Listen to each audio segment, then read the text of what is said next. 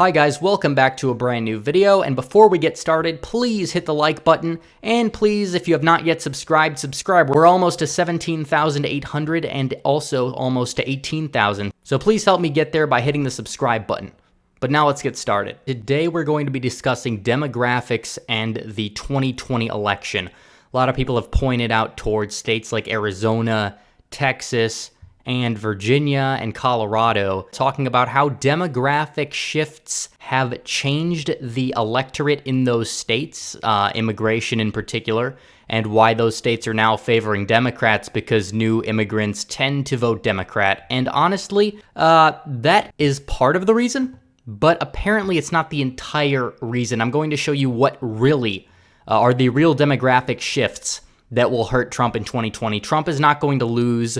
If he loses, it's not going to be because of more immigrants. If he loses, it's going to be because of this fact alone. Here we have the 538 swing-o-matic. I know the electoral votes I put up were not perfect, but I got it roughly where it is by putting in exit poll data, showing Trump winning 320 to 218. Well, he didn't get Minnesota. He got all the other states here, though. But beside the point, and it showed that Donald Trump won the election, as he did, with the current electorate down here and the way the groups voted. However, in the case of the trends, where you have more people going to college, you have more college or not really educated people, because people that go to college, they're not always educated.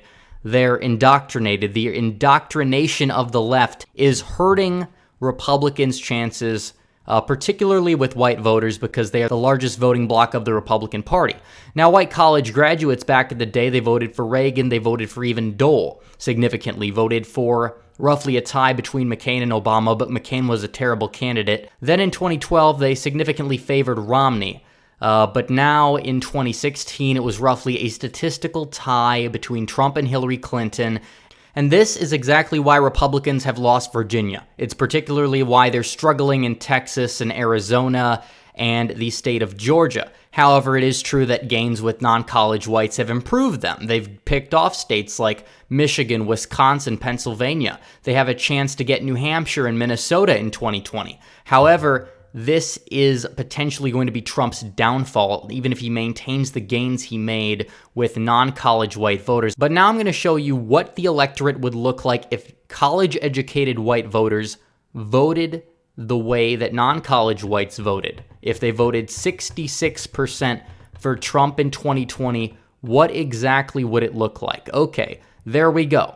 Donald Trump would have won the popular vote by roughly 13 percentage points. He would have won over 400 electoral votes. This is what the colleges do. This is exactly the agendas they're pushing. If you look at the non-college vote and then look at the college vote, and the college vote is voting more Democrat, that is a big problem. That's why we lost Virginia. That's why we're not doing so well in places like Arizona, Texas, and Georgia. Yes, it's possible that Trump's rhetoric may be a turnoff to some of these people, but that's also a big issue demographically for the upcoming election. Yes, in 2024, if Ron DeSantis or Greg Abbott runs, Republicans will do much better in the suburbs, but they have a big suburban problem. Will it doom them in 2020? Absolutely not. Joe Biden is going to make Trump look like Jesus in comparison with all the gaffes that he makes. So obviously Trump is going to do very well in those areas. He may do better than he did last time. I just don't think that he is going to be able to win them with big margins, because this was roughly Reagan's margin, the margins between non-college and college vote. These were actually Ronald Reagan's margins for the college-educated vote back in the year of 1984. He got 66% of the white vote. Non-college, college didn't matter. He won a significant percentage of the electorate. He won almost every state. Just like Trump in this case wins almost every state. He narrowly loses New York, Maryland, California. He does lose Hawaii. D.C. obviously goes red, but even if you look at this, states like Texas that they say are turning blue because of immigration, would vote for Trump in this scenario by 20 percentage points.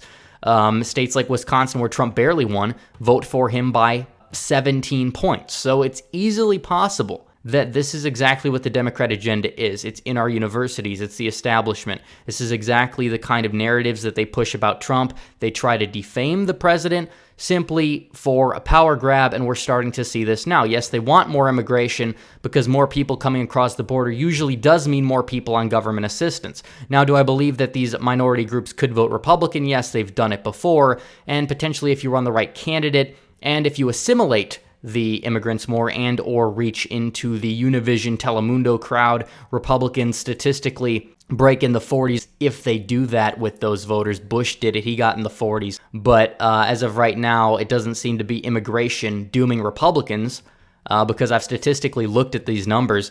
In the state of Virginia, where you had the 20-point shift since 2004, the electorate only got 4% less white if you look at exit polls, but there was a giant shift in the white vote left, partially because of college-educated voters switching to the Democrat Party.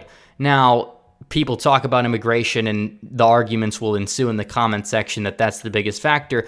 Could be in the future, but it's not now. The only state that you could even make an argument that said immigration flipped it was New Mexico, and still Donald Trump has a shot to win the state of New Mexico in 2020. We'll see when it's all said and done. He probably won't win the state, but he has a chance to. You can't use the argument for California because whites in California vote Democrat, so that's irrelevant in that standpoint either. Even in 2060, 2070, where you have a non-white electorate, Republicans could win if they got that 66, 67% of the white vote, of the non-college and the college white vote. But as you see here now, it doesn't seem to be that's the case, and the colleges and the Democrat establishment with their fake news are pushing their agenda hard, trying to sell this country down the drain to socialism. So if we look at these numbers, and we look at these numbers right here, the trends do seem to be going in one direction as the Democrat Party moves to the left, and the colleges indoctrinating people to become more Democrat is a big problem. 91% of faculty in universities are left-leaning. This is a very alarming statistic that people teaching the kids are not very unbiased. I remember when I was in high school, a lot of the teachers were Democrats, but they were relatively moderate. They were nuanced. They didn't really bring politics into the classroom. Now in college, what I've noticed is that a lot of these professors try to inject their left-leaning policies into the classroom. I've only roughly had one professor that really took a moderate approach, and she was from Texas. So apparently, you know how it goes on down there. It's a relatively red state anyways. But you see these trends, and they are very alarming. Why the college vote is different than the non-college vote. It's clearly not just an income issue, because Republicans want to cut taxes. This should help Republicans with more educated voters as they have more money. But instead, these voters are moving over towards the Democrat Party. It's clearly a cultural issue. It's clearly an indoctrination issue.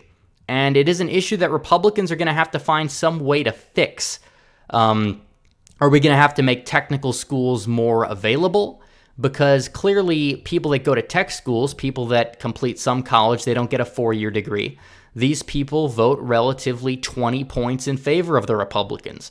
These people are hardworking Americans. The people that are lazy, the people that go to college, I'm not saying everybody that goes to college is lazy. It's good to have an education. It's good to know what you're talking about. It's good to read. I don't think you need to go to college to be able to do all of that. But the people that go to college clearly are getting indoctrinated. And this is a very, very big problem, especially among white voters moving forward. Ironically, you do see more minorities that go to college. I think it's a 1% uptick in minority support for Republicans if they go to college. I'm not exactly why that is the case, possibly because of less government benefits. But we definitely got to cut government benefits. We definitely need to find a way to stop the indoctrination of college graduates in this country. It's a very big problem rooted deep in the heart of the left-wing universities. It wasn't always this way. I mean, you might have said colleges were on the left, but they've been sane. Now they're going so far left, they're going off the rails, they're pushing a pseudoscience in the universities. A lot of the science reports you can't trust nowadays because they come out of universities where the professors just profit off of unions all day and do nothing else, sit on their ass. It's basically pseudoscience, what they've done with the genders, what they've done in that regard. And a new report coming out of Yale said that their diversity score for policy among the political ideology of their professors was a whopping 0. Clear indoctrination, You go in with an open mind, you're going to leave left-leaning. I don't think that should be the case. I don't think that colleges should be all 100% right-wing. I don't think that that's necessarily a good option either. But the fact is, you have these colleges, they promote things like degeneracy, they promote all sorts of things in order to destroy American culture, destroy American values, and now they have destroyed the American electorate for years to come unless this trend switches, and we have to do something. So it's clearly an alarming issue. And this video probably will get demonetized because I'm calling out the establishment. So if you want to help my channel stay alive, please donate to the Patreon. I'll put the link in the description below. But otherwise, we have to do something. What's the solution? Comment down below. Hopefully you made it to the end of this video. I appreciate it. But thanks, guys, for watching. Please like the video. Please comment down below. And please hit the subscribe button. And hit the big bell for notifications so you never miss another video. Thanks, everybody, for watching, guys. Red Eagle, out.